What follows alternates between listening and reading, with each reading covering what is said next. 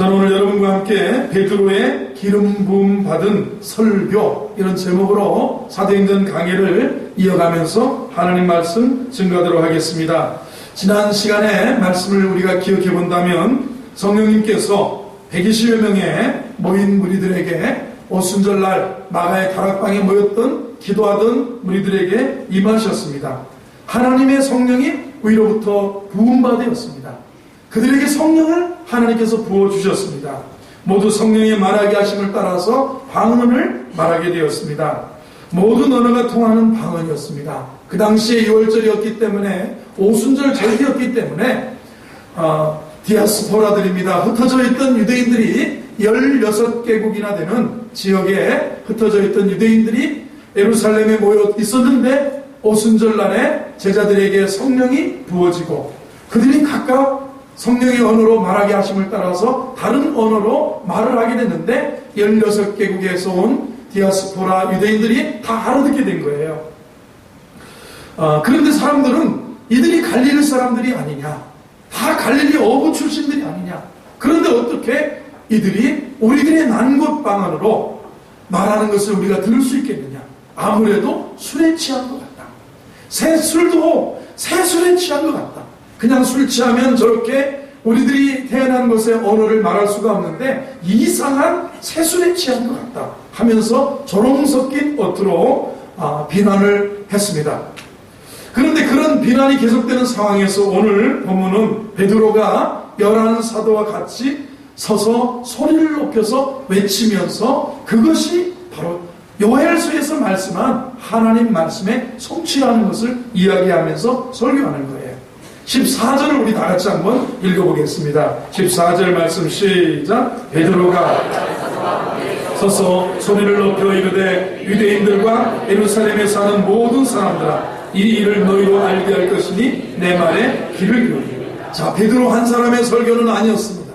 다만 말하는 사람은 베드로였고요. 그 오순절날에 많은 디아스포라들이 쳐다보고 야 우리들이 어떻게 난그 방언으로 하나님의 크신 일들을 말하는 것을 들을 수 있느냐, 이 사람들이 새술에 취했다 하고 있을 때 베드로가 11사도와 함께 섰어요. 베드로 혼자 원맨쇼 한 것이 아닙니다. 사역은 사실은 이런 걸, 성령 충만한 교회는 혼자 하는 게 아니라 함께 서서 예전대회를 이끌어가고 섬기고, 함께 서서 말씀 사역도 하고, 함께 서서 전도의 사역도 하고, 함께 서서 하나님의 역사를 증거하는 거예요. 여러분 함께 할 수 있는 은혜가 있기를 바랍니다. 그러나 성령이 아니고 또 우리 스스로의 열정에 사로잡혀 있다면 홀로 설 수 있어요.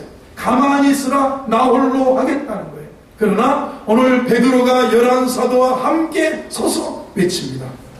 베드로가 11사도와 함께 섰어요. 같이 섰어요. 함께 기도할 수 있는 것, 우리 사도행전에서 보여주는 아름다운 모습입니다. 함께 찬송하는 모습, 아름다운 모습입니다.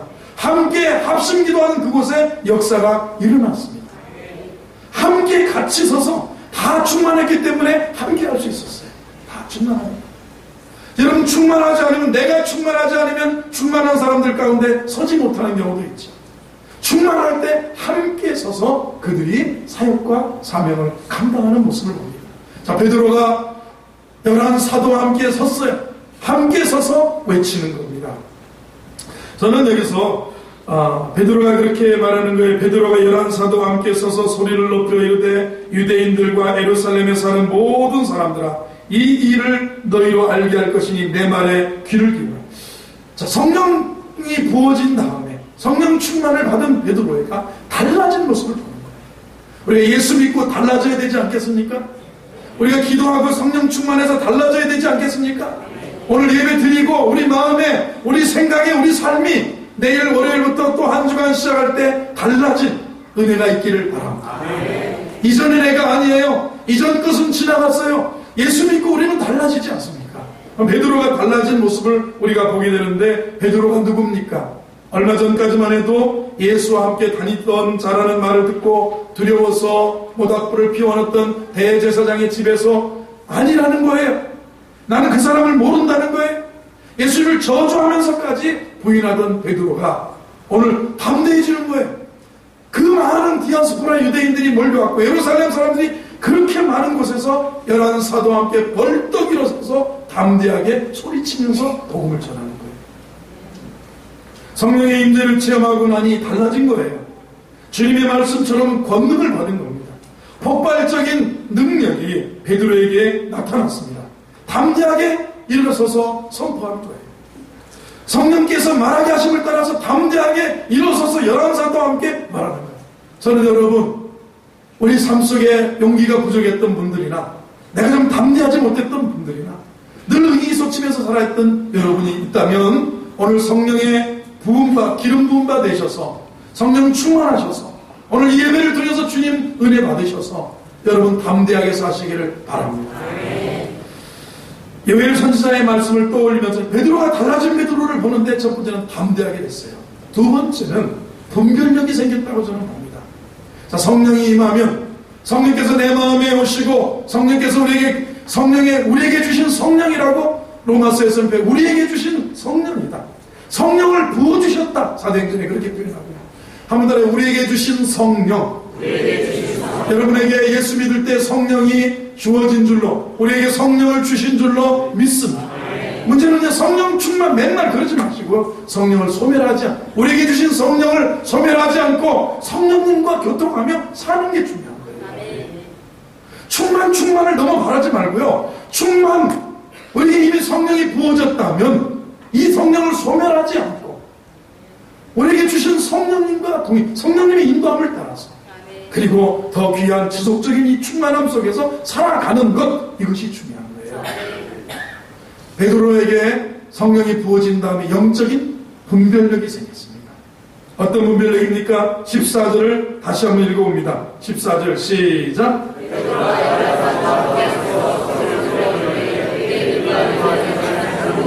이 일을 너희로 알게 할 것이니 내 말. 자, 이 일을 너희로 전에는 몰랐어요. 이게 무슨 일이냐? 이것이 뭐냐? 수많은 무리들은 수많은 천하 각국에서 온 디아스포라들은 이 일이 뭐냐? 새 술에 취한 거다 얘기하는데 이 일을 너희에게 알게 할 거다. 정확한 분별력이 있어요. 사랑하는 성도 여러분, 무슨 일을 하시든지 내 삶의 자리와 삶의 영역이 어떻든지 여러분에게 영적인 분별력이 있게 되기를 바랍니다. 본질이 뭔지를 알아야 될 거 아니에요. 사람이 뭔데 늘 헛다리만 짚고 살면 안 돼요. 제가 고등학교 다닐 때 우리 국어 선생님이 정말 아주 쪽집게 도사같이 잘 가르치셨습니다. 그래서 우리 그 선생님이 오면 그분이 늘 재미있게 얘기해요. 아니 고3 때도 국어를 가르치는데 정말 달달달 외우시면서 가르치는데 뭐냐면 맨날 헛다리만 짚지 말고 본질을 찾으라는 말이야. 공부 못하는 것들은 밤새워 공부를 하는데 시험 안 나오는 것만 외운다 말이야. 이게 뭐냐? 헛다리만 짚는 거라는 거예요. 헛다리만. 정확하게 본질을 파악하는 능력, 이게 지적인 능력인 거야. 우리한테 그렇게 얘기했어요. 그래서 선생님 보면 늘 헛다리 짚지 말자. 헛다리. 인생을 살면서요, 정확한 거예요. 분별력이 중요한 거예요. 이것이 정말 사단이 나를 속이는구나. 우리는 속아요. 속지 마라. 세상 허영에 마음 뺏기지 마라. 그런데 세상은 돈, 세상은 성공, 세상은 출세, 세상은 쾌락이 나를 유혹하지만 그 쾌락은 허무한 거예요. 잠시 후면 쾌락 이후에 쓴 모래를 삼키는 것 같이 내 속에, 내 입에는 달지만 속에서는 이게 모래를 씹은 것 같은 결과가 오는 거예요. 분별력이 없으면 우리는 속는 거예요. 사단의 괴에 사단도 광명한 천사로 가장하며 우리에게 다가와서 우리를 속이는 거예요. 영적인 분별력을 가지고 사는 거. 성령 충만하고 성령을 우리에게 주신 성령님이 저와 여러분에게 영적인 분별력을 주시기를 주의 이름으로 축원합니다. 그 다음에요, 이 달라진 베드로 담대하게 말씀을 선포하죠. 영적인 분별력이 생겼죠. 그리고 그에게 하나님 말씀이 불같이 흘러나오는 거예요. 예전에는 요엘서 알았는지 몰랐는지 모르는데 하여튼 그 갈릴레 베드로가 벌떡 일어나서 11사도와 함께 서서 소리 높여서 이 일을 너에게 알게 할 텐데 이것은 요엘서에 말씀한 성령님 하나님의 약속의 성취다. 요엘서에서 말씀한, 여러분 요엘서가 어디 있는지 찾으라 그러면 지금 아마 이 중에 반은 못 찾을 거예요. 요엘서라고 들어보셨어요? 읽어보셨어요? 요엘이 어디 있냐? 어느 분이 시골에 가서 설교를 하고 강사 설교인데 다 같이 하박국서, 아니 무슨 호박국이 어디 있대요 목사님 그러더라고요.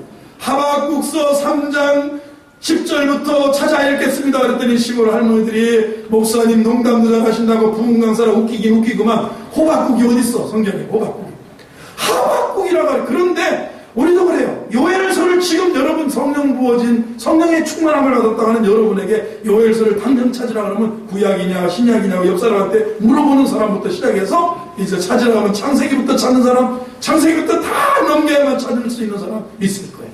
베드로에게 줄줄줄 이는 선지자 요엘로 말씀하신 바 너희 자녀들은 예언할 것이고 청년들은 환상을 볼 것이고 아비들은 꿈을 꾸게 될 것이고 내가 말세 내 영을 내 남종을 여든들의 쁘게 부어줄 것인데 하면서 이 하나님의 말씀이 줄줄줄 흘러나오는 그런 성령의 기름 부음이 있습니다.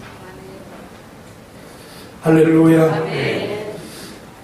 인색하기로 유명한 놀부가 마루에서 누워서 낮잠을 자고 있었답니다. 그런데 한 스님이 시주를 받으러 왔습니다. 조금만 시주하시지요 그랬답니다. 놀부가 뭐냐면 코웃음을 치면서 눈앞에 빨리 사라지기를 바라면서 사라지라는 거죠. 이렇게 가라고 했어요. 누워서 이렇게 가라고. 그러니까 스님은 눈을 지그시 감고 불경을 외웠답니다. 가나바라 가나바라 가나바라 이게 이제 치면서 이제 그게 이제 잘 뉘앙스를 살리면 무섭잖아요. 가나바라 가나바라 이렇게 친 거예요. 그랬더니 놀부가 눈을 지그시 감고 주먹을 치더니 주나바라 주나바라 하는데 이것도 놀부가 박자를 타는데 주나바라 주나바라 그러더라는 거예요. 자, 이게 이제 어떤 분이 이런 얘기를 하는 거예요. 하나님께서는 이 17절에 보면 하나님이 말씀하기를 말세에 내가 내 영을 모든 육체에게 부어주리니 너희 자녀들은 예언할 것이고 너희 젊은이들은 환상을 보고 너희 늙은이들은 꿈을 내가 내 영을 모든 육체에 부어준다 그랬어요. 하나님은 하나님의 성령을 모든 사람의 육체에 부어준다 그랬는데 근데 왜 아직 나는 못 받은 것 같고 내게 왜 임하지 않은 것 같으냐는 거예요. 아직 나는 왜 성령을 체험하지 못했을까? 문제는 뭐야? 내가 거부하고 있기 때문이다. 내가 성령을 부어준 우리에게 주신 성령 내게 주님은 모든 육체에게 주의 영을 부어준다고 그랬는데 내가 소멸하고 사는 거예요. 이 베드로가 성령을 예언을 멸시치 말고 성령을 소멸치 말고 살라고 그랬는데 오늘 우리는 부어주신 성령을 바라지도 않고 두 번째는 부어주셨다 할지라도 소멸하고 살기 때문에 그래요. 소멸하고 살기 때문에 내가 거부하기 때문이라고도 볼 수 있고요. 내가 부어주시는 은혜를 받을 준비가 되지 않았기 때문이라고 할 수 있고요. 모든 육체에게 영을 부어주시는데 내가 이렇게만 반나바라 주여 은혜 받으세요. 그러니까 반나바라 제가 오늘 이거 웃게 하려는 거예요. 이거 목사가 무슨 불경스럽게 주일 예배 불경을 여는 게 아니라 이 얘기예요. 우리는 그러는 거예요. 은혜 받으면 주님을 위해서 살아야 돼. 주님 거룩해져야 되잖아요. 신실해져야 되잖아요. 신실하기 싫은 거예요. 진실하기 싫은 거예요. 거룩하기가 싫은 거예요. 우리는 그렇기 때문에 성령을 소멸하고 삽니다. 여러분 은혜가 부어지면요 성령이 부어지면 신실해져요.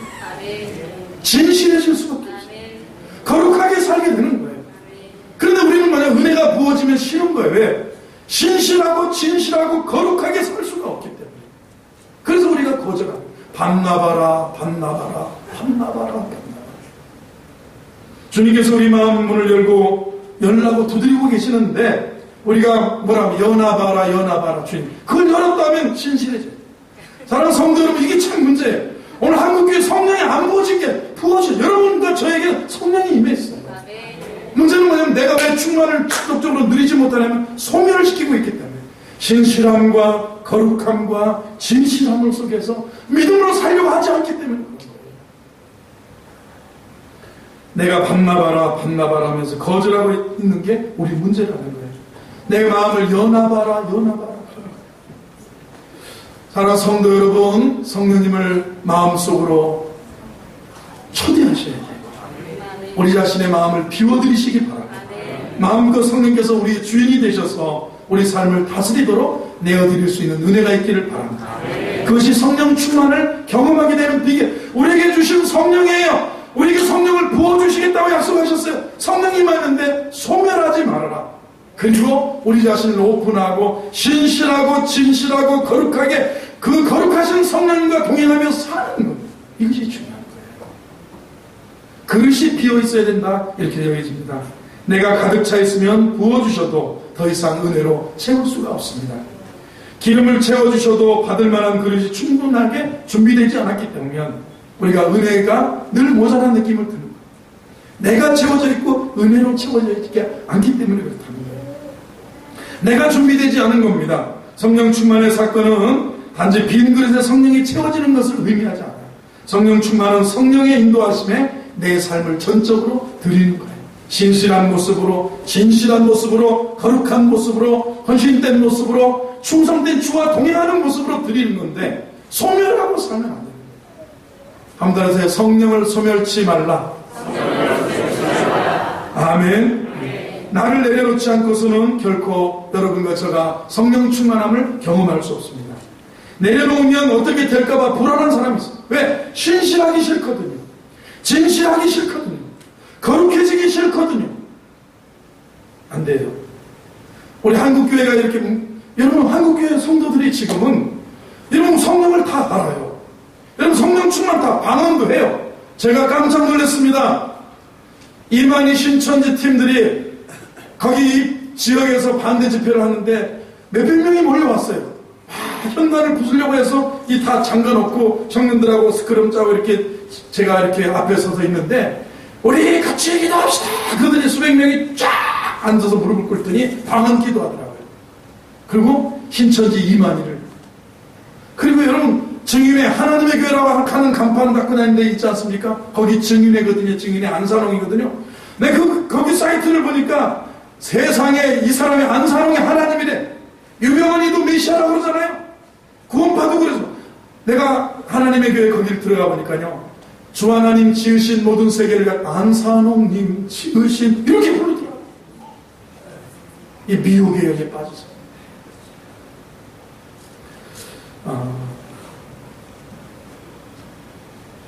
내려놓으면 내가 어떻게 될까 봐서 불안해하는 사람들. 우리 한국교회가 이 문제예요.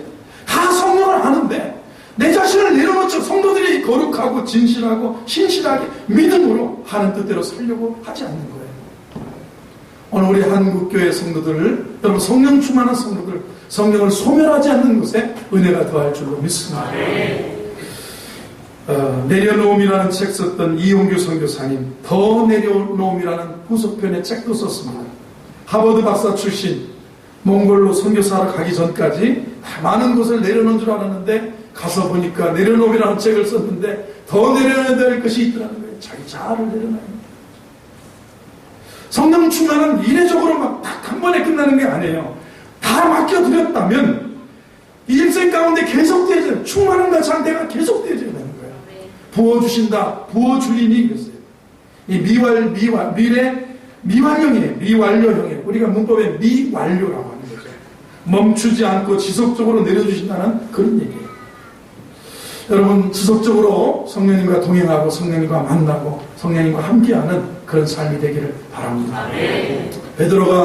베드로에게 임한 성령이죠. 베드로에게 이 성령이 임하고 나니까 베드로 담대해졌습니다. 영적인 분별력이 생겨졌습니다. 베드로가 하나님 말씀을 거침없이 줄줄줄 복음을 전파하는 그런 사람이 되어졌습니다. 이게 성령의 기름 부음이 여기 임했기 때문에 가능해요. 그러면 이 성령 기름, 성령의 충만함은 모든 세대가 누려야 될 축복이라는 거예요.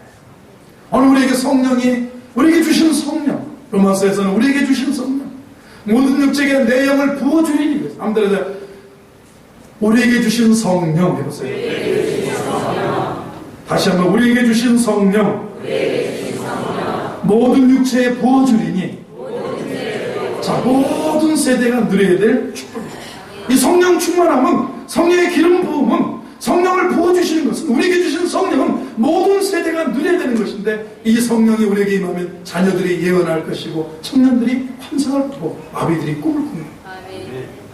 자, 이거 얼마나 중요해요. 성령 충만하면 랄랄랄랄랄랄라 또 방언만 아닌 방언이 오늘 방언을 고린도전서의 은사죠. 성령을 부어주면 세 가지 징조가 있어요. 자녀들이 예언한다. 청년들이 환상을 본다. 아미들 예언하니까 너 이번에 올여름에 단기선교 가지 말아라. 단기선교 가면 너 다리 부러진다. 가지 말아라. 이런 게 예언이 아니에요. 그런 거는 얼마든지 성령 안에서 아유 어떻게 다칠 수도 있는 것이지. 그렇게 미신적으로 이렇게 믿으면 안 돼. 너 올해는 그 남자하고 절대 시집가지 말아라. 그 남자하고 결혼하면 그 남자하고 평생 굶겨 죽인다. 하지 말아라. 너는 그 여자하고 아니. 그러면 이런 예언이 있잖아요. 그러면 아니 행복할 거라고 그러더니 왜 우리 집이 어렵냐고. 목사가 제일 어려운 게요. 결혼에 대해서 이 남자가 내 짝인지 좀 물어봐 주세요. 하나님. 이 여자가 내 짝인지 물어봐 주세요. 그러면요. 예를 들어서 왔다 그래서 이봉현 이분이 너의 짝이다. 만약 이렇게 했다 그러면 둘이 부부싸움하고 어떻게 하는지 아십니까? 찾아오는 거예요. 아니 짝이고 행복하게 살 거라는데 왜 우리는 맨날 이렇게 싸우고 지지고 볶냐고.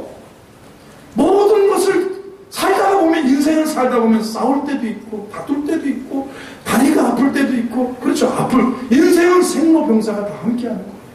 그러면 우리가 모든 세대가 누릴 성령의 우리에게 주신 성령으로 말미암아 누리는 축복이 뭐냐? 자녀들이 예언할 것이다. 한번 여기 읽어보겠습니다.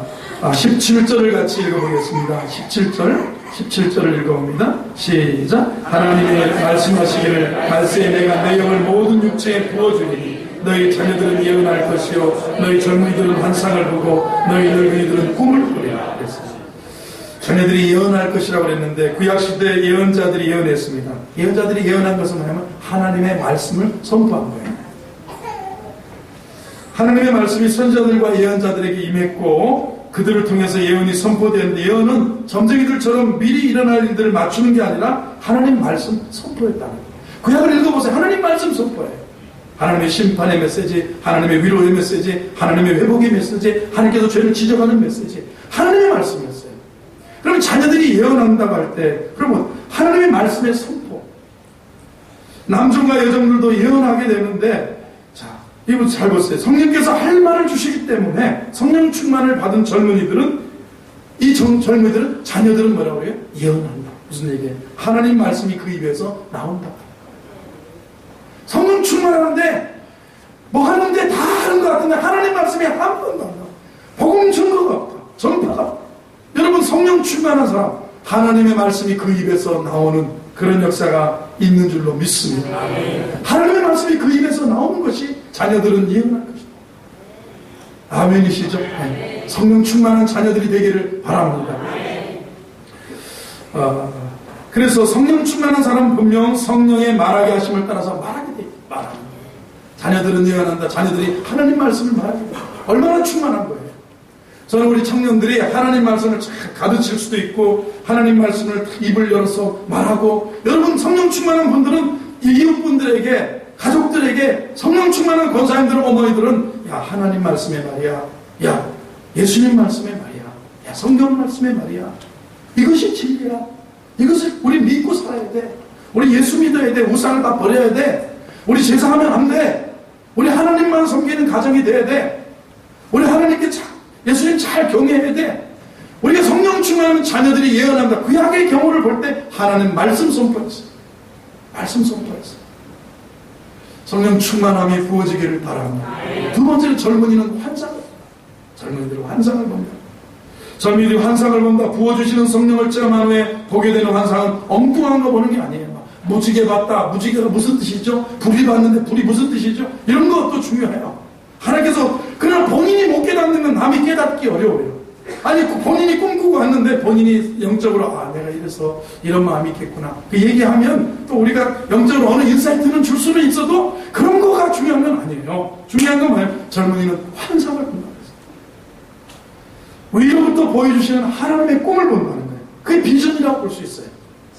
여러분 자라나는 청소년들한테 물어봐요. 꿈이 뭐냐고 모르겠다고 그러잖아요. 꿈이 뭐냐고 그러면 제가 지난주에 책을 하나 봤는데 거북이는 느려도 행복하다 뭐 이런 책이었어요. 미국의 뉴욕에서 젊은 우리 한인 청년들을 대상으로 해서 목회하는 목사님이 쓴 책이었습니다. 서울대학교 토고동문학과를 나오고 신학을 하고 외국에 가서 공부를 하고 뉴욕에서 이제 목회를 하게 됐는데, 목사님 아들이에요. 가난한 목사님 아들인데 정말 자기는 정말 뭐 학비는커녕 뭐 정말 이렇게 어렵게 사는 그런 가난한 목회자의 아들이었는데, 자기는 아버지가 어려서부터 너는 훌륭한 목사가 되고 너는 독일어를 해서 독일 가서 신학을 공부해서 신학자가 되든가 목사가 돼야 되기 때문에 넌 독일어 학과를 가라. 어려서부터 그렇게 교육을 받았고, 그래서 자기는 당연한 줄 알고 중학교 때 공부 잘하고 고등학교 때 공부 잘해서 서울대학교 도교동문학과를 갔다 합니다.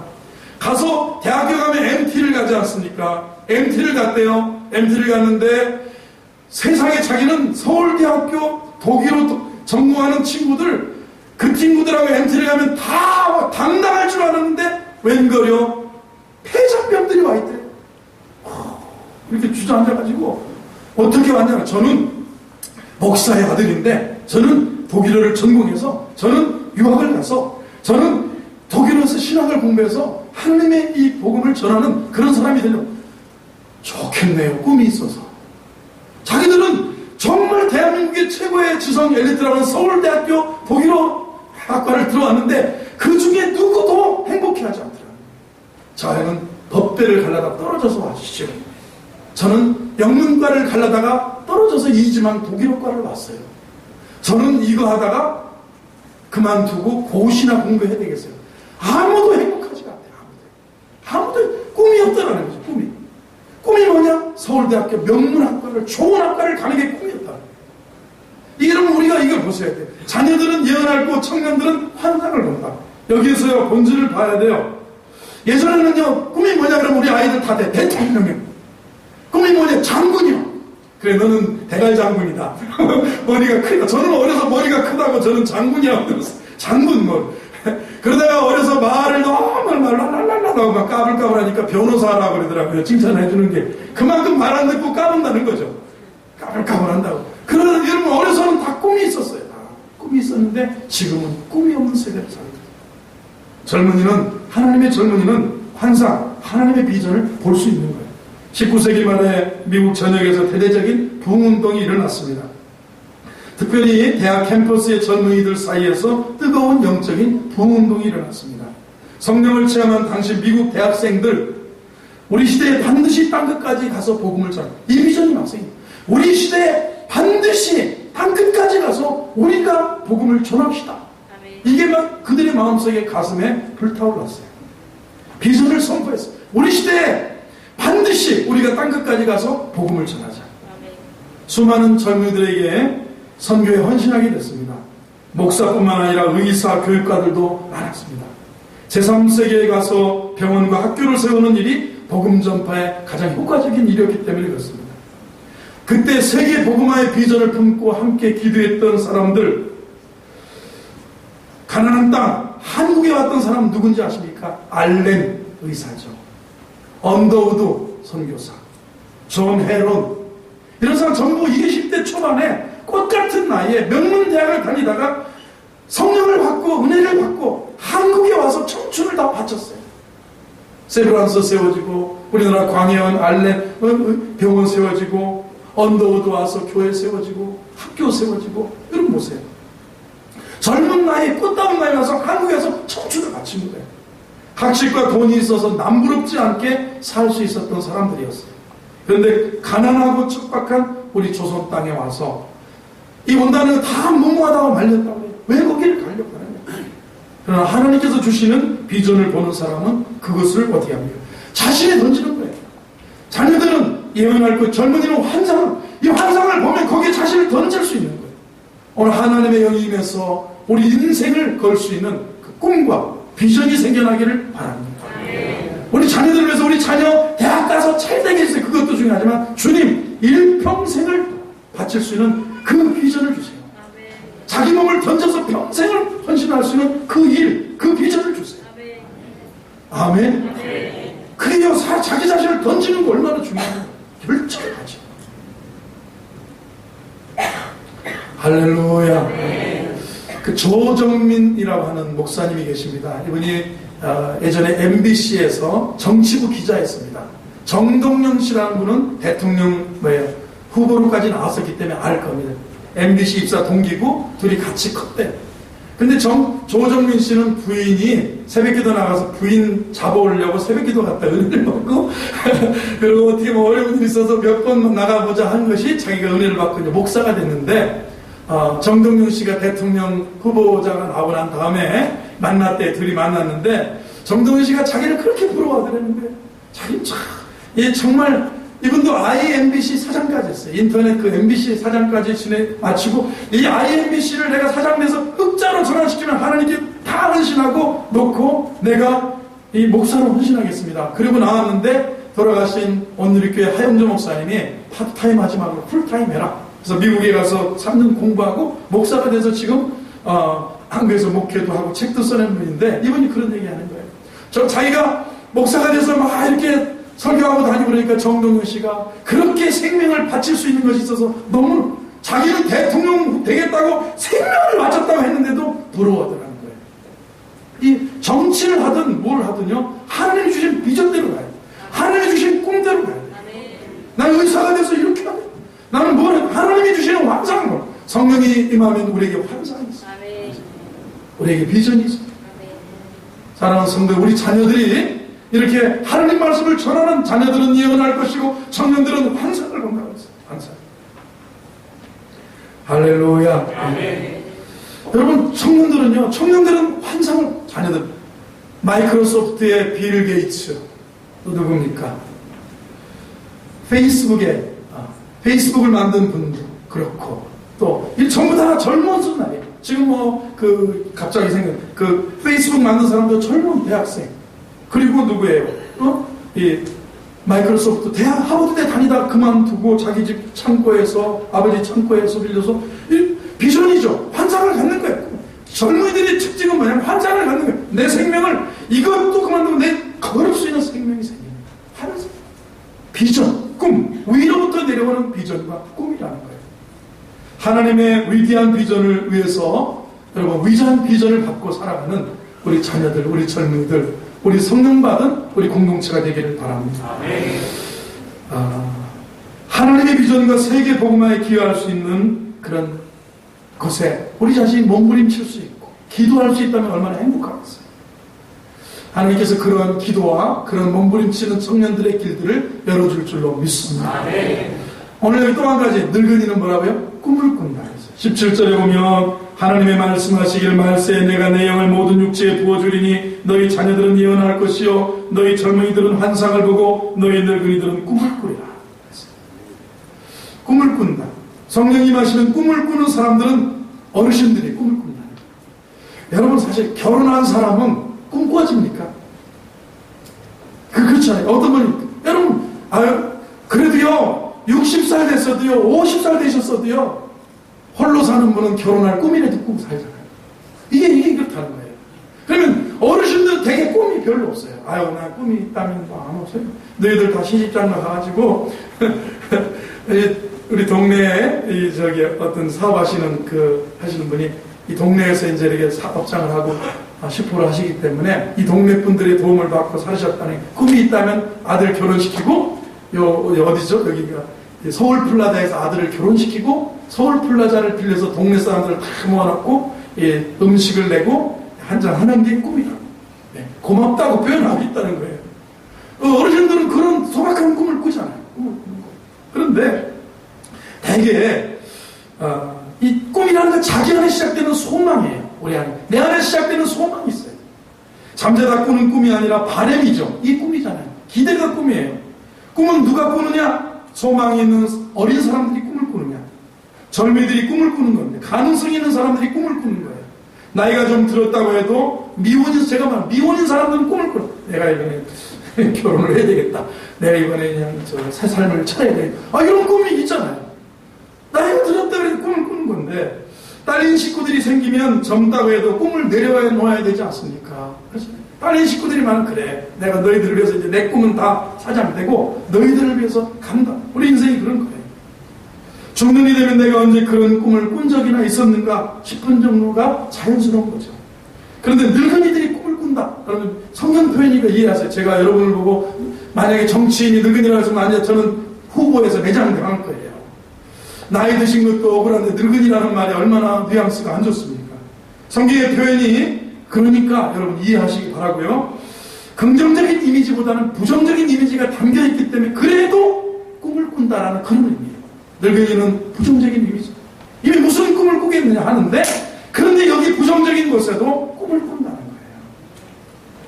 더 이상 소망이 없다는 얘기인데 이 어른들이 그러잖아요. 이 늙은이가 무슨 소망이 있겠느냐. 뭘 할 수 있겠느냐. 그러나 성령께서 부어주시면 우리에게 주신 성령님은 성령이 우리에게 부어주시면 여러분에게도 소망이 기대가 꿈이 있는 줄로 믿습니다. 꿈이 생겨날 줄로 믿습니다.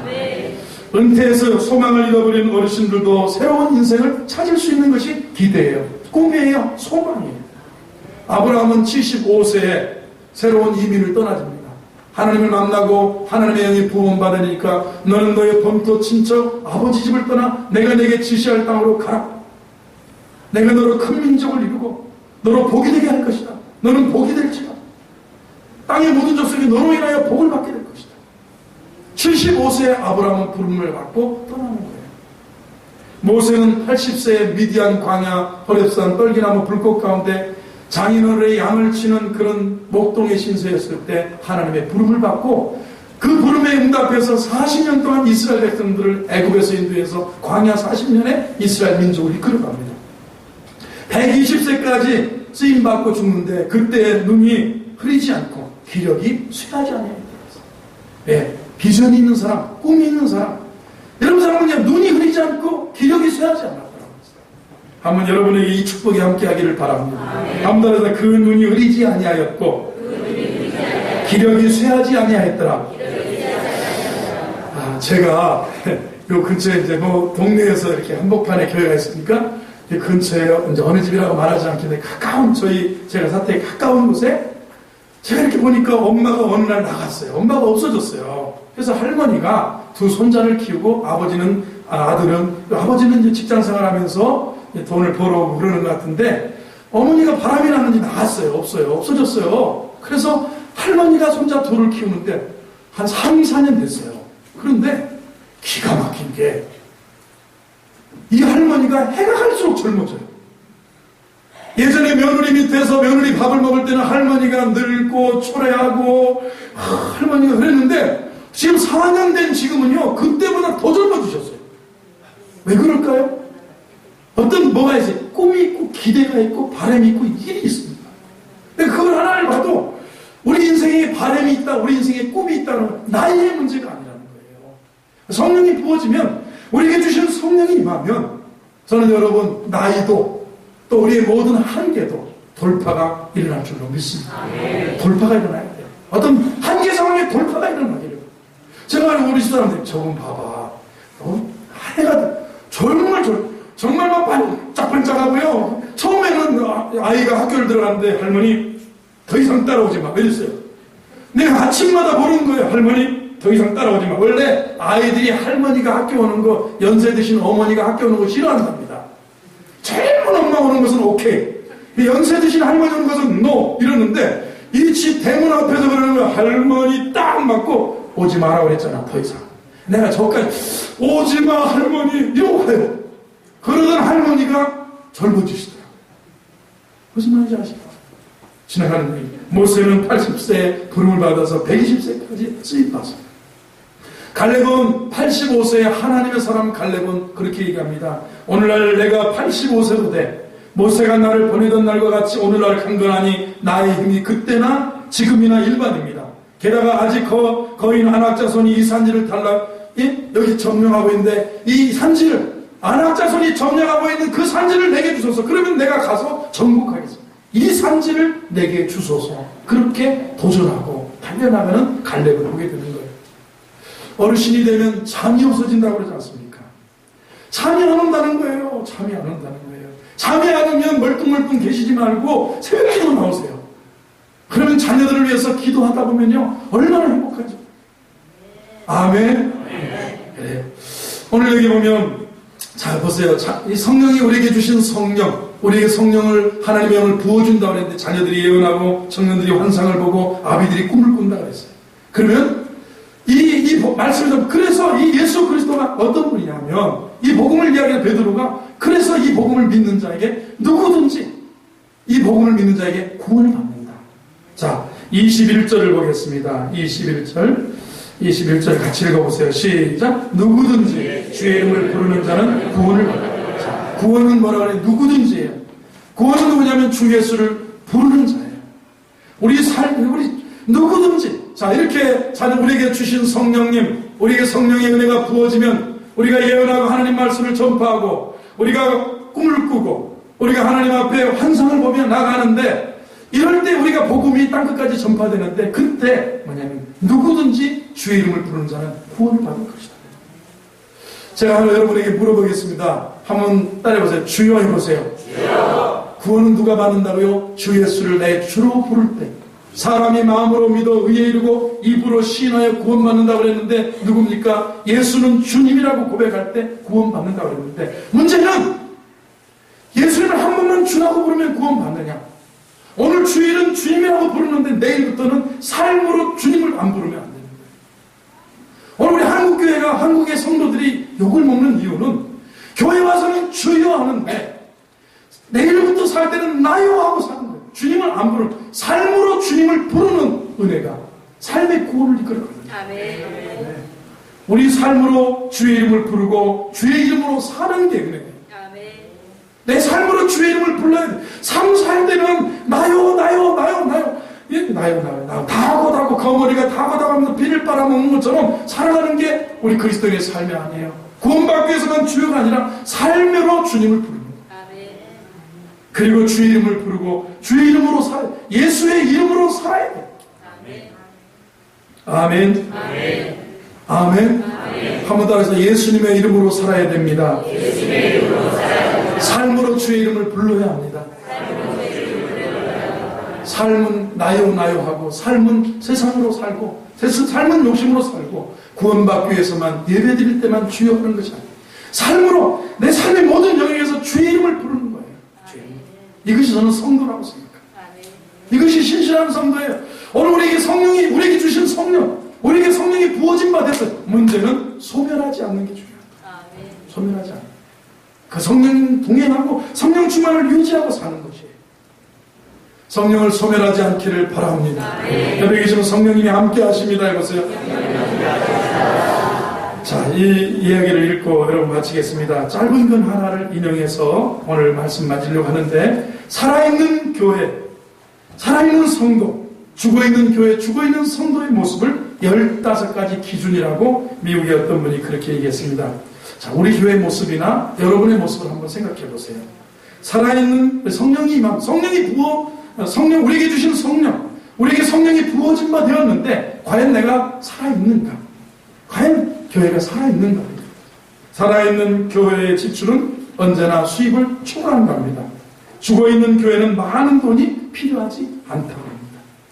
살아있는 교회는 주차 문제를 겪는데 죽어있는 교회는 주차장이 텅텅 비어있다고 합니다. 살아있는 교회는 아이들이 많아서 시끄러운데 죽어있는 교회는 공동묘지처럼 고요하다고 합니다. 살아있는 교회는 지속적으로 새로운 시도를 하여 늘 변화가 있는데 죽어있는 교회는 변화의 필요성을 느끼지 않는다고 합니다. 살아있는 교회는 사람들의 이름을 다 외우지 못할 정도로 빨리 자라고 성장하는데 죽어있는 교회는 사람들이 서로 이름을 다 외우고 있고 살아있는 교회는 세계 선교를 위해 적극적인데 죽어있는 교회는 헌금을 교회 안에 쌓아둔다고 합니다. 살아있는 교회는 규칙적으로 자원하여 헌금하는 사람들로 가득한데 죽어있는 교회는 인색한 구두쇠들로 가득하다고 합니다. 살아있는 교회는 기도와 믿음을 바탕으로 전진하는데 죽어있는 교회는 오직 눈에 보이는 것에 근거해서 행동한다고 합니다. 믿음으로 기도하며 나가는 게 아니라 눈에 보이는 것만 합니다. 살아있는 교회는 교회 개척에 가난한 교회 돕는 데 적극적인데 죽어있는 교회는 돈과 시간과 재능을 허비할까 두려워한다. 살아있는 교회는 교회 학교에 교실이 늘 부족한데 죽어있는 교회는 교실이 언제나 남아돈다고 합니다. 살아있는 교회는 모든 계층의 사람들을 환영하는데 죽어있는 교회는 자기들과 같은 종류의 사람들만 환영하고 끼리끼리만 교제한다고 합니다. 살아있는 교회의 교인들은 자기 성경책을 들고 다니고 정기적으로 읽고 묵상하는데 죽어있는 교회의 교인들은 그렇지 않다고 합니다. 살아있는 교회 교인들은 교회의 사역을 열정적으로 지원하는데 죽어있는 교회는 사역을 하지 않는다고 합니다. 기본적인 기능만 하고 돌아간다. 살아있는 교회 교인들은 도와줄 교인들을 찾아 두리번거리는데 죽어있는 교회 교인들은 불평거리를 찾아 두리번거린다고 합니다.